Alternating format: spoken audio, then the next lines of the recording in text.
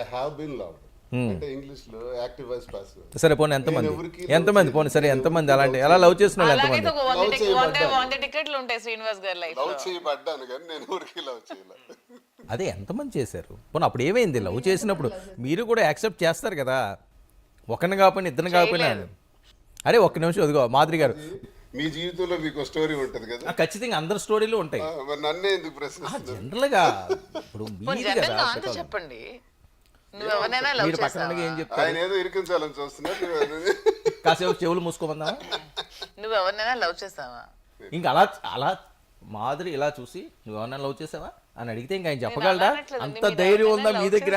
బయట ఏదో కానీ మామూలు కూడా చెప్పు. అదిగో రాజు ఎవరినైనా లవ్ చేస్తావా? లేదు రాజు, నేను ఎవరికి లవ్ చేయాలి.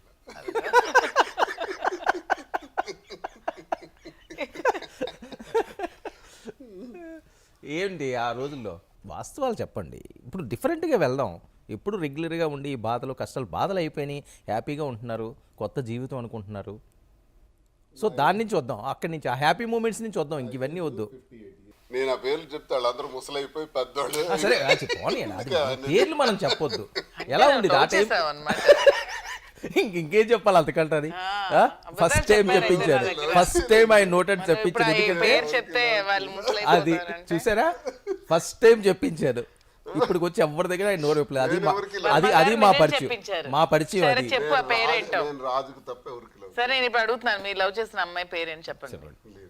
మీరు ఇప్పుడు పేరు మార్చి చెప్పండి. ఆ పేరు వద్దులేండి, బాగోదు. ఇప్పుడు ఎవరికి గుర్తుంటది? ఎప్పుడు ఏ ఇయర్, ఏ కాలేజ్, ఏ క్లాస్? శ్రీనివాస్ నేను క్యాంటీన్కి వెళ్తే మొత్తం ఆ క్యాంటీన్లో అందరు నాతో పాటు ఫ్రెండ్స్ అందరూ టీలు కాఫీలు తాగుతుంటే మొత్తం బిల్లు ఇచ్చే శ్రీనివాస్ నీకు బిల్లు ఇచ్చి వెళ్ళిపోతున్నాను అమ్మాయిలు. లేదా నేను ఎలక్షన్లో ఫేస్ చేస్తుంటే ఒక కారు ఎలక్షన్ కోసం క్యాంపెయిన్ కోసం కారు గిఫ్ట్గా ఇచ్చి వెళ్ళిపోయిన వాళ్ళు ఉన్నారు తప్ప గర్ల్స్ ఫ్రెండ్స్ తప్ప నేను ఊరికి లవ్ చేయను. సార్ అందులో పోనీ బాగా డీప్గా ఉన్న ఫ్రెండ్ ఎవరు? స్టెఫియా? ఎవరో స్టెఫీ ఏమిడా కదా? ఎవరా స్టెఫీ ఏమా కదా?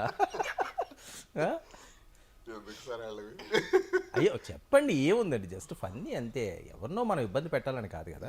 బాగున్నారు, ప్రేమ కాదు స్నేహం.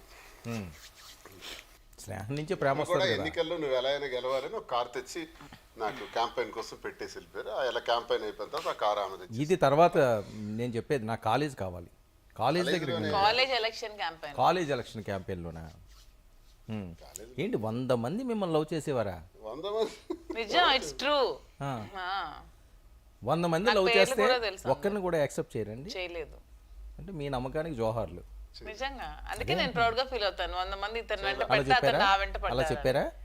నేను అతను చెప్తే తెలుసుకోలేదు, అతను వెనక రీసెర్చ్ చేశాను. బ్యాక్గ్రౌండ్ ఏం రీసెర్చ్ చేశారు? అంటే శ్రీనివాస్ గారికి అని గర్ల్ ఫ్రెండ్స్ ఉండేవాళ్ళ, ఎవరు ఏంటి అని అప్పుడు తెలిసింది. చాలా మంది శ్రీనివాస్ గారు వెంట పడేవాళ్ళు, కానీ శ్రీనివాస్ గారు. ఇంకో విషయం తెలుసా, నేను ఓపెన్ గానే చెప్తున్నాను ఆయన ఎదుర్కొంటా లైవ్ లోనే, శ్రీనివాస్ గారికి లవ్ అఫైర్లు ఉండేవి కాలేజ్ టైంలో. 100% ఉన్నది, నాకు తెలుసు. అది ఇప్పుడు మీ ఇద్దరు మధ్యన చెప్తే అది ప్రాబ్లం అవుతుంది. ఆయన చెప్పానండి హార్ట్ఫుల్ గా ఆయన చెప్పానండి. అఫైర్స్ ఉండేవి, లవ్ ఉండేది కాదు. సరే మహా ఉండేవా? లవ్ అండ్ లస్ట్ అని ఉంటది కదా, లవ్ లేదు. అవన్నీ తెలుసు మీకు. ఆయనలో బాగా నచ్చింది ఫస్ట్ లుక్ ఎప్పుడు అనిపించిందండి ఇలాంటి వారితో మనం జర్నీ చేస్తే? నాకు వాయిస్ ఇష్టం అండి, అతని వాయిస్ ఇష్టం.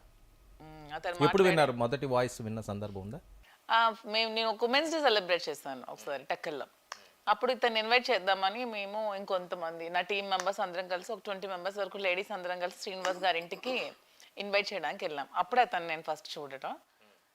టెక్కల్లోనే ఉన్నాను కానీ నేను ఎప్పుడు చూడలేదు. అదే అప్పుడే అనుకున్నాను, ఇతని వాయిస్ చాలా బాగుంది, మంచిగా మాట్లాడే తీరు చాలా స్ట్రైట్ ఫార్వర్డ్, మమ్మల్ని రిసీవ్ చేసుకునే విధానం అన్నీ బాగున్నాయి. అప్పుడు ఒక ఇంప్రెషన్ అయితే వచ్చింది అతని మీద నాకు. అంతకుముందు చాలా మందితో మీరు మాట్లాడుంటారు కదా, చాలా మందిని చూస్తుంటారు కదా. ఎవరు అసలు నాకు తెలిసి స్టేట్ లో ఎంత బాగా మాట్లాడే వాళ్ళు ఎవరు ఉండరేమో, దువ్వాడ శ్రీనివాస్ గారు ఒక్కరే అంత బాగా. అవును, ఆయన గురించి అడుగుతున్నాం కానీ మీ వెనకాతలు ఎంతమంది పడ్డారు అది చెప్పండి. అలా ఏం లేదండి, నాకు డిగ్రీ ఫస్ట్ ఇయర్ లోనే మ్యారేజ్ అయిపోయింది. ఇంటర్మీడియట్ వరకు గర్ల్స్ కాలేజ్ లో చదువుకున్నాను. నేను సుచితన్య తర్వాత డిగ్రీ ఫస్ట్ ఇయర్ లోనే నాకు మ్యారేజ్. ఎప్పుడు లేదు ఎవరో ప్రపోజ్ చేయడం కానీ అలాంటి సిచ్యువేషన్ ఎప్పుడు ఇవన్నీ ఎందుకట? చూసారా, ఆయన దగ్గరికి వచ్చేసరికల్లా చెప్పండి అన్న. మీరు అడగండి, మీరు అడగండి.